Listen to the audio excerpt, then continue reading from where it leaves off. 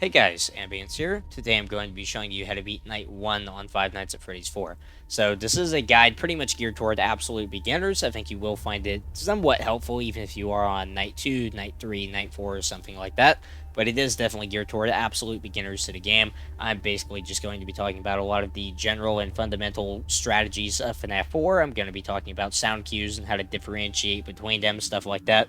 So I'm really excited to cover this game. I am doing post commentary right now, even for the first night, both because I want to offer a more comprehensive guide as soon as we get started, and also because I need to be able to hear the sound cues very well while I'm playing, and I don't want to be constantly being like, oh, hold on, I gotta pause my talking for like 3 seconds. I'd be doing that constantly, basically. I do it sometimes in my live commentary guides, but it is pretty short pauses and definitely doesn't happen very often. FNaF 4, I just would not be able to realistically do live commentary on.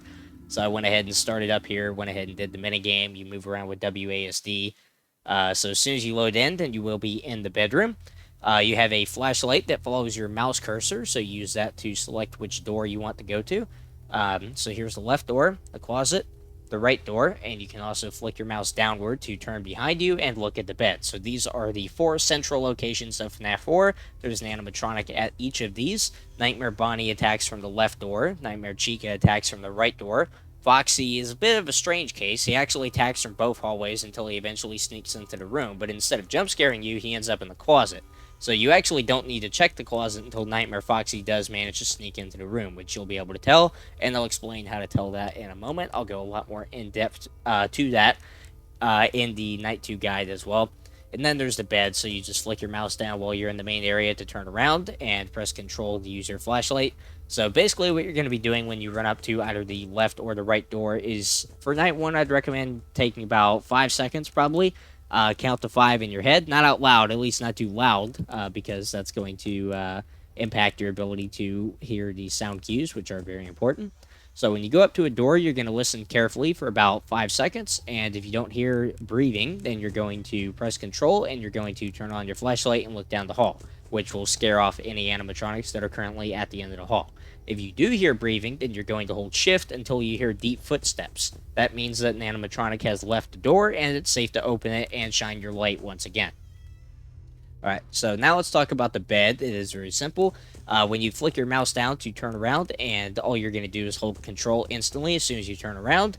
If you have waited long enough before checking the bed, there's going to be these demonic little Freddy creatures called Freddles. So you're going to shine your flashlight until those all hop off the bed and scurry away, and then you're going to turn back to the main area of the room. This is to prevent Freddy from materializing behind you and attacking you, which I never quite understood how he does that, by the way, but oh well. And then if Nightmare Foxy does manage to sneak into the closet, then you can run up to the closet. And here there's no penalty for actually using your flashlight. You're just going to hold Control and check in the closet. And then hold Shift if Foxy is in there. And you can reset it. Alright, so it is now 2 a.m. The animatronics do not start attacking before 2 a.m. on Night 1, so just run around and get familiar with the gameplay, get familiar with using the flashlight, closing the doors, running back and forth, getting a consistent pattern, that kind of thing. So on Night 1, the pattern that you're going to be following is left door, bed, right door, bed, repeat. So you probably don't need to actually check the bed nearly this often, but I just prefer to put it in my routine early. Normally, you're only going to check the bed once per cycle, but we actually don't have to check the closet at all. Nightmare Foxy is the only animatronic on this night that is not active, so you don't have to worry about him sneaking into the closet at all. So all you have to do is check the doors and check the bed, which is why we check the bed twice. So basically, if you keep doing this at a consistent pace, then Nightmare Freddy is going to have absolutely no chance of attacking you, and so you just need to focus on Bonnie and Chica. Speaking of which, let's cover those now. So sometimes when you turn on the light, you'll see Bonnie or Chica at the far end of the hallway. This will cause them to retreat back into the, further back into the hallway, I guess. It's hard to see what's back there. So you can see them around the corner. If you look carefully, you can actually always tell when they're there because it'll take like an extra half second for your flashlight to click on for some reason. I don't really know why that is, but if you're too scared to actually look at the screen, what I like to do, actually, when I'm scared of FNaF 4, because this is probably one of the scarier games in the franchise, quick, I won't say psychology, but quick tip for you guys to not get as scared, is to not look at your monitor while you are shining the flashlight. You'll tell if you get jump scared, obviously, and you'll tell if there's nothing there by sound cues alone. There's nothing you need to actually look at, and you should be able to tell if Nightmare Bonnie and Chica are there just by gauging the time between pressing control and your flashlight clicking on. It should be instant if they're not there. So if you are a little scared of FNaF 4, if you're brand new to it, then there's a little tip for you. But now I really want to talk about Nightmare Bonnie and Nightmare Chica. So I mentioned the breathing sound earlier, and what you're going to do if you hear that is hold shift and close the door until you hear deep footsteps.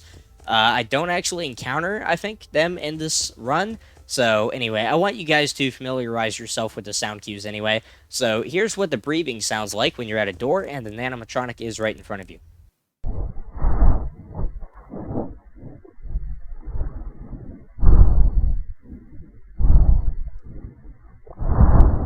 Alright, so if you hear that while you're at a door, you're going to want to immediately hold shift for a few seconds, and then you're going to wait until you hear deep footsteps walking away from the door. So if you're wondering what those sound like, then here you go.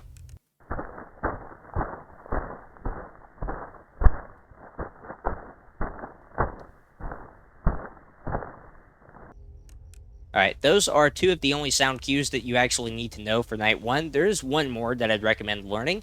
I think at one point in this run, I don't know if it's already passed or not, Nightmare Bonnie was down the hall there if you paid attention. I'd recommend rewinding just so you can see what that looks like.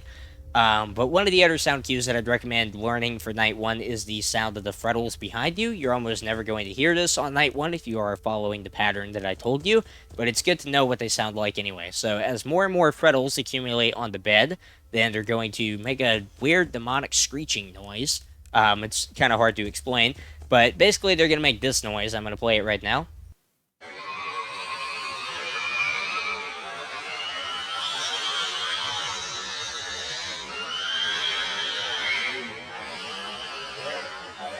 And that noise is going to get consistently louder. It's going to keep getting louder every time more frettles accumulate on the bed. By the time there's 3, you're going to know it because there's going to be extremely loud screeching. So I spent a lot of time talking about sound cues on this run, but those are obviously the single most important thing to learn in FNaF 4. Know your sound cues. You should also know what sound cues you can disregard, so I'm going to play some of those toward the end of the video. There are certain sound cues that just exist to distract you, basically. By the way, if you're scared of FNaF 4, then I would not recommend walking out of this room, walking to the left, and walking up to the TV. There is a short jump scare that will play. Just trying to throw in some, once again, I don't want to say psychology, it sounds weird, but some tips to not get as scared for FNaF 4 players that are brand new to the game. If you're still scared of the game, you can beat Night 1 very easily as long as you follow the strategy in this video. I'm just trying to save you guys the headache of jump scares so early if you are brand new to the game. But anyway, yeah, so I'm going to close out this video just by playing a few of the sound clips that you should ignore whenever you hear them. These mean absolutely nothing, and they only serve to distract you, so take a listen.